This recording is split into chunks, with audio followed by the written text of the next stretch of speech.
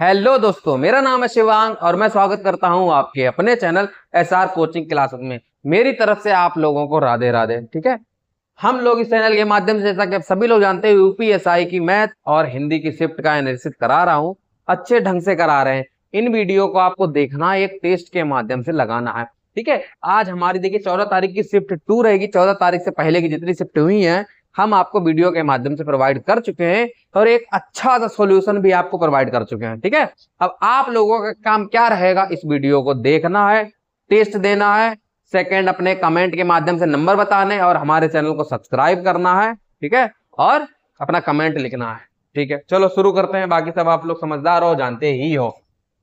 जो भी क्वेश्चन साहित्य के हैं उनको लिखते हुए चलना है आपको। ठीक है, कह रहा है 2019 का साहित्य अकादमी पुरस्कार इनमें से किसको दिया गया था। पत्थर फेंक रहा हूं। अब देखिए, ये जो दे रखी है इनकी इनकी आपको ये भी याद करते हुए चलना है कि पत्थर फेंक रहा हूं चंद्रकांत देवताले की थी, रेहन पर राग दू काशीनाथ सिंह की थी, संशय आत्मा ज्ञानेन्द्रपति की थी और छीलते हुए अपने को नंद किशोर किशोर नवल जी को थी। तो 2019 का साहित्य अकादमी पुरस्कार मिला था, वो था छीलते हुए उपवन को नंद किशोर नवल जी को। ठीक है, आप लोग कमेंट के द्वारा बताइए आपको साहित्य अकादमी पुरस्कार की एक पूरी पीडीएफ चाहिए तो मैं आपको अच्छे ढंग से प्रोवाइड कर दूंगा। ठीक है, नेक्स्ट, मीराबाई के पद राजस्थानी भाषा की किस बोली में लिखे गए थे। मालवी, जयपुरी, मेवाती या मारवाड़ी। पहले इसका आप आंसर लोग लिखिए, क्या हो जाएगा। मारवाड़ी भाषा में मीराबाई के पद लिखे गए थे, मारवाड़ी में, याद रखिएगा। रामचंद्र शुक्ल ने हिंदी साहित्य का प्रथम महाकाव्य इनमें से किसे माना था। पृथ्वीराज रासो, पृथ्वीराज विजय, पृथ्वीराज रासो, रामचरितमानस या बीसल देव रासो। बताओ, रामचंद्र शुक्ल ने किसे माना था। हमारा आंसर हो जाएगा पृथ्वीराज रासो। पृथ्वीराज रासो को माना था। बहुत ज्यादा लंबी वीडियो भी नहीं बनाई जाएगी जिससे आपका ज्यादा टाइम लॉस हो। ठीक है, कभी का स्त्रीलिंग क्या हो जाएगा। अब कभी देखिए आपको पूछ भी ले सकता है इसका शुद्ध रूप क्या होगा, तो आप देख लीजिएगा। ठीक है, क्या हो जाएगा, देखिए कवयित्री ये हो जाता है हमारा। ठीक है, कवयित्री हो जाता है। नेक्स्ट, कुछ तो नहीं गया है, कवि का स्त्रीलिंग कवित्री। नेक्स्ट, खड़ी बोली कौरवी का उद्भव सौरसेनी अपभ्रंश के निम्नलिखित में किस रूप से हुआ है। उत्तरी रूप, दक्षिणी रूप, मध्यवर्ती रूप या इनमें से कोई नहीं। खड़ी बोली का जो कौरवी रूप है वो हमारा सौरसेनी अपभ्रंश के उत्तरी रूप से लिया गया है। ठीक है, नॉर्थ साइड का, नॉर्थ रूप से लिया गया। नेक्स्ट, निम्न में से कौन सा शब्द स्पर्श बोधक विशेषण है। जहरीला, कोमल, उत्तरी या बड़ा। क्या होगा, कोमल। जाहिर सी बात है, कोमल चीज होगी तो आप स्पर्श कर सकते हो उस चीज को ना, तो ये भी हो जाएगा। नेक्स्ट, मैं नीर भरी दुख की बदली, ये काव्य पंक्ति किनकी है। ये तो पूरा दोहा बन गया, लाइन बन गई मेरी। ये मैं नीर भरी दुख की बदली किसकी है, बताइए आप लोग। गजानन माधव, मुक्तिबोध, सुमित्रानंदन पंत, महादेवी वर्मा या सूर्यकांत त्रिपाठी निराला। बताइए आप लोग इसका आंसर कि क्या है। मैं नीर भरी दुख की बदली महादेवी वर्मा जी की है। ठीक है, साहित्य इसमें ज्यादा पूछा गया है। इनमें से किस विद्वान ने अपभ्रंश के लिए पुरानी हिंदी शब्द का प्रयोग किया था। राम कुमार वर्मा, धीरेन्द्र वर्मा, हजारी प्रसाद द्विवेदी या चंद्रधर शर्मा गुलेरी जी। बताइए आपका आंसर क्या होगा। किसका था, चंद्रधर शर्मा गुलेरी जी ने पुरानी हिंदी के लिए अपभ्रंश शब्द का प्रयोग किया था, पुरानी हिंदी शब्द का प्रयोग किया था। ठीक है, स्पर्शजन्य बीमारी के लिए इनमें से कौन सा उपयुक्त शब्द कौन सा। संक्रमित, संक्रमणीय, संक्रांत या संक्रामक। तो संक्रामक होती है। ठीक है, संक्रामक, संक्रामक। नेक्स्ट, किस वाच्य में क्रियाएं सदैव एक वचन पुल्लिंग तथा अन्य पुरुष में होती हैं। जो याद रखिए, इंपॉर्टेंट क्वेश्चन है। ठीक है, तो भाववाच्य में होती है। ठीक है, भाववाच्य में क्रियाएं सदैव एक वचन होंगी, पुल्लिंग होंगी और अन्य पुरुष में होंगी। त्रिलोचन में इनमें से कौन सा समास है। बहुब्रीहि, द्विगु, अव्ययवाच या कर्मधार। ठीक है, त्रिलोचन क्या है, शिव जी को बता रहा है ना। त्रिलोचन मतलब तीन है, लोचन मतलब तीन है नेत्र जिनके, तो क्या हो जाएगा, शिव जी, तो बहुब्रीहि समास हो जाएगा। इनमें से किसे उज्ज्वल रस का मधुर रस भी कहते हैं। तो उज्ज्वल रस का मधुर रस किसे कहते हैं, बताओ आप लोग। इसका आंसर उज्ज्वल रस का, बताइए आप लोग। उज्ज्वल रस का मधुर रस किसे कहोगे, भक्ति रस को। ठीक है, भक्ति रस आंसर हो जाएगा आपका। इनमें से उर्दू का उपसर्ग कौन सा हो जाएगा। उप, भर, अन या अल। बताओ आप लोग, उर्दू का उपसर्ग कौन सा हो जाएगा। आंसर बताओ। और ये सभी लोग आपको देखिए लिखते हुए भी चलना है, कोई भी ऐसा नहीं है कि बस डायरेक्टली आपको यहाँ बताया गया है, सुना और गायब, ये नहीं करना है। बताओ। गर्मी बहुत है यहाँ पे आज थोड़ी। तो उर्दू का अक्षर क्या हो जाएगा? अल हो जाएगा, ठीक है। एक वो भी तो आता था सीरियल, अलिफ लैला अलिफ लैला, तो उर्दू में होता था वो पूरा। वो अल का यूज वहां से भी आप दिमाग में बात डाल सकते हो। निम्नलिखित में से कौन सा तत्सम है? पंख, पत्थर, पंछी या प्रकट? बताओ आंसर क्या होगा?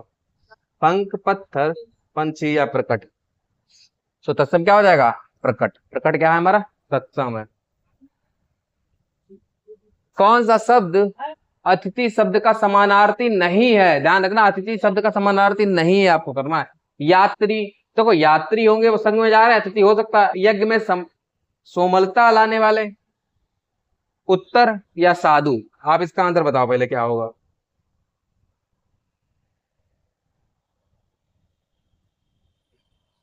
देखो यात्री जो होगा वो एक तरीके साथ साथ जा रहे हो तो वो अतिथि का मेहमान हो सकता है, यज्ञ में सोमलता ला सकता है, साधु हो सकता है। लेकिन उत्तर का तो कोई मतलब ही नहीं बना है, ठीक है।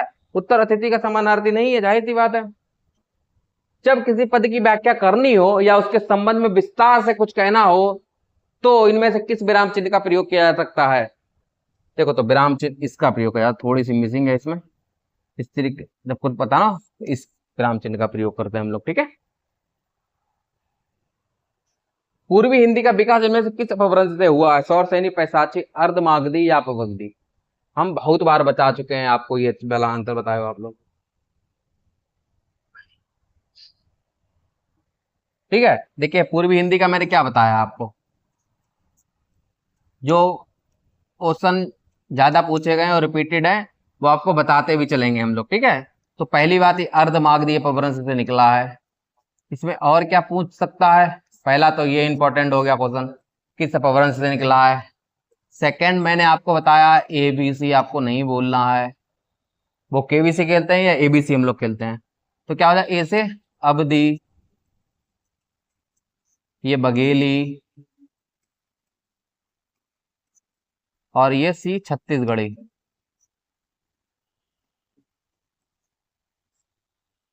अवधि, बघेली, छत्तीसगढ़ी, ठीक है। किस अपभ्रंश से हुआ है? तो अर्धमागधी अपभ्रंश से हो जाएगा, ये याद रखिएगा आप लोग, ठीक है। नेक्स्ट, कोहली द्वारा शतक लगाया गया इस वाक्य में कृतवाच्य में रूपांतरित वाक्य क्या होगा? मतलब कृतवाच्य में बदलना है, कोहली द्वारा। और ये है कौन सा, पहले ये भी तो बताओ। से या के द्वारा लग जाता है तो अंतर क्या हो जाता है? ये कर्म वाच्य बन जाता है। तो मतलब एक कर्म वाच्य में है और कृतवाच्य में बदलना है। कोहली शतक लगाएगा, कोहली ने शतक मारा, कोहली का शतक बना, कोहली ने शतक लगाया, अंतर क्या होगा? कोहली ने शतक लगाया, ये आंसर हो जाएगा। नेक्स्ट, इनमें से किस शब्द की वर्तनी शुद्ध है? उज्जवल, उज्जवल, उज्जवल या जल? दो आधे जा होते हैं, कहीं पर दिख रहे हैं? हाँ ठीक है, ये हो जाएगा शुद्ध शब्द, ठीक है। नेक्स्ट, इनमें से तंद्रालु में प्रयुक्त प्रत्यय कौन सा? अल, लू, आलू या अलू? तो तंद्रालु में प्रत्यय कौन सा हो जाएगा? लू प्रत्यय हो जाएगा, ठीक है। इंपॉर्टेंट क्वेश्चन है, लोग आलू चिपका देते हैं। देश प्रेम प्रेम का वह अंश है जिसका आलंबन है सारा देश, उसमें व्याप्त प्रत्येक कण अर्थात मनुष्य, पशु, पक्षी, नदी, नाले, पवन, पर्वत इत्यादि। यह एक साचर्यगत प्रेम है अर्थात जिसके सानिध्य का हमें अभ्यास पड़ जाता है, उनके प्रति लोभ या राग हो जाता है। कोई भी व्यक्ति सच्चा देश प्रेमी कहला सकने का सामर्थ्य तभी रखेगा जब वह देश के प्रत्येक मनुष्य, पशु, पक्षी, लता, गुल्म, पेड़, पत्ते, वन, पर्वत, नदी, निर्जर आदि सभी को अपनत्व की भावना से देखेगा। इन सब की शुद्धि करके विदेश में भी आंसू बहाएगा। जो व्यक्ति राष्ट्र के मूलभूत जीवन को भी नहीं जानता और उसके बाद विदेश प्रेमी होने का दावा करे तो वह उसकी भूल है। जब तुम किसी को सुख दुख के भागीदार ही नहीं बने तो उसे सुखी देखने के स्वप्न की तुम कैसे कल्पना करोगे? उससे अलग रहकर अपनी बोली में तुम उसके हित की बात करो, पर उसमें प्रेम के माधुर्य जैसे भाव नहीं होंगे। प्रेम के तराजू में तोला नहीं जा सकता। ये भाव तो मनुष्य के अंतःकरण से जुड़े हुए हैं। परिचय से प्रेम की उत्पत्ति होती है। यदि आप समझते हैं कि आपके अंतःकरण में राष्ट्र प्रेम के भाव उजागर हों तो आप राष्ट्र के स्वरूप से परिचित हो जाएं और अपने को उसके स्वरूप में समा जाने दीजिए। तभी आपके अंतरतम में उस इच्छा का सचमुच उदय होगा कि वह हमसे कभी ना छूटे, उसके धन धान की वृद्धि और सभी सुखी हो। चलिए ये पैराग्राफ था, देखिए कोई भी छेड़छाड़ नहीं की, जैसा आया था वो सारा बताया गया। अब देखिए क्वेश्चन आंसर समझ लेते हैं इसके। उक्त गद्यांश के अनुसार देश प्रेम का आलम्बन क्या है? देश के लोग, देश के जंगल, देश के पशु पक्षी या पूरा देश? बताइए क्या होगा आंसर इसका।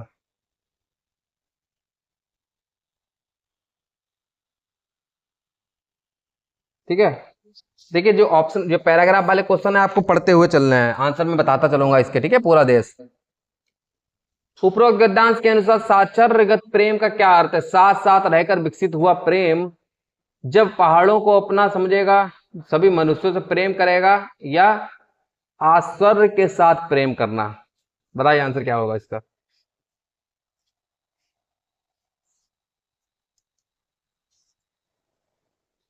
देखो साचर्यगत मतलब साथ साथ कोई चीज हो ना, तो साथ साथ रहकर विकसित हुआ प्रेम ही साचर्यगत को बढ़ावा देता है। नेक्स्ट, उपरोक्त गद्यांश के अनुसार प्रेम को कैसे मापा जा सकता है? तराजू से, परिचय से, कल्पना से, अंतःकरण के सच्चे भावों से। इसका आंसर आपको पैराग्राफ पढ़ने की जरूरत नहीं पड़ेगी, जाहिर सी बात है आप बता दोगे। अंतःकरण के सच्चे भाव से ही आप प्यार को परख सकते हो। ठीक है, चंदन का पर्यायवाची शब्द इनमें से कौन सा है? मलयज, मंडन, सोम या मरीचि? तो आंसर क्या हो जाएगा? मलयज। ये 40 क्वेश्चन है, एक जल्दी जल्दी भी आपको कराना है। ठीक है, वीडियो भी ज्यादा लंबी ना बने, जिससे आपको पढ़ने में आसानी हो। ठीक है, इनमें से कौन सा छंद बारलिक छंद है? सोरठा, सवैया, बरेवे या छप्पे?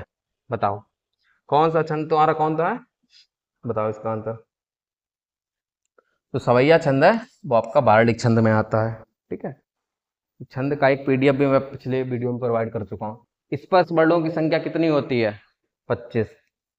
5 वर्ड होते हैं कचट तब, और सब एक में 5 5 होते हैं, तो 5 25 हो जाएगा। ठीक है, बहुत बार बता चुके 25। नेक्स्ट, इनमें से कौन सा शब्द आमिष का विलोम है? सामिष, शुष्क, निरामिष या इनमें से कोई नहीं? बताओ आमिष का विलोम बताइए आप लोग। तो आमिष का विलोम क्या हो जाएगा? निरामिष। ठीक है, नेक्स्ट, साधारणीकरण की व्याख्या में मधुमति की भूमिका की परिकल्पना किस विद्वान की? भागीरथ मिश्र, श्याम सुंदर दास, रामचंद्र शुक्ल या राम मूर्ति त्रिपाठी? बताइए आप लोग। इसमें साहित्य देखिए बहुत पूछा गया है, और ये सारे क्वेश्चन को आपको लिखते हुए चलना। श्याम सुंदर दास, ये डिट्टो क्वेश्चन वैसा का वैसा पूछ लेगा आप लोगों से। ठीक है, इनमें से किस कवियों में राजकुमार के रूप में जाना? राजकुमार कवि कौन थे? जगनिक, जयदेव, अमीर खुसरो या विद्यापति? बताओ। तो राजकुमार समझते थे अमीर खुसरो उस समय के। ठीक है, अमीर खुसरो वो राजकुमार के समान थे। भाई रोज देर से उठता है, इस वाक्य में क्रिया किस काल का उदाहरण है? रोज देर से उठता है, बताओ। वह देर से उठता है तत्कालिक है, रहा होता है नहीं है। अगर तत्कालिक होता तो देर से उठ रहा है ऐसा कुछ होता। संदिग्ध भी नहीं दिखा रहा है, तो सामान्य वर्तमान है, वो देर से उठता, जनरली कोई बात कही गई है। ठीक, इनमें से किस वाक्य में आक्रमक क्रिया नहीं है, मतलब सक्रमक है? और इसकी पहचान मैं बता ही चुका हूं, क्या करके मैं पूछूंगा सवाल से, अगर क्या का आंसर मिलता है तो सक्रमक, नहीं मिले तो आक्रमक। श्याम सोता है, श्याम क्या सोता है, नहीं मिला तो ये मेरी आक्रमक क्रिया हो जाएगी, यही मिल गया। ये चीज तुम्हारे लालची है। मैं पुस्तक पढ़ता हूँ, मैं क्या पढ़ता हूँ? पुस्तक। तो क्या बताना है? सक्रमक क्रिया बतानी है। अच्छा नहीं, आक्रमक क्रिया, आक्रमक क्रिया बतानी, तो श्याम सोता है ये मेरा आक्रमक क्रिया हो जाएगी, जाहिर सी बात है। अब तब करना मुहावरे का क्या अर्थ है? शीघ्र मदद करना, बहाना बनाना, परेशान करना, परेशान करना। तो 2 बार टाइप हो गया है। और मरने के करीब होना क्या होगा? अब तब करोगे तो क्या होगा? जाहिर सी बात है, तुम अब तब करोगे मतलब तुम बहाना बना रहे हो। हम तुमसे कहें यार ये चीज कर दो, अभी नहीं बाद में, या तब कर देंगे, तो उसका मतलब तुम हमें टाल रहे हो। खुदा बख्श पुस्तकालय कहाँ पर है? बताओ, खुदा बख्श पुस्तकालय कहाँ पर है? इंपॉर्टेंट क्वेश्चन है। ठीक है, ये लिखते हुए चलना, साहित्य के क्वेश्चन जितने पटना में है। ठीक,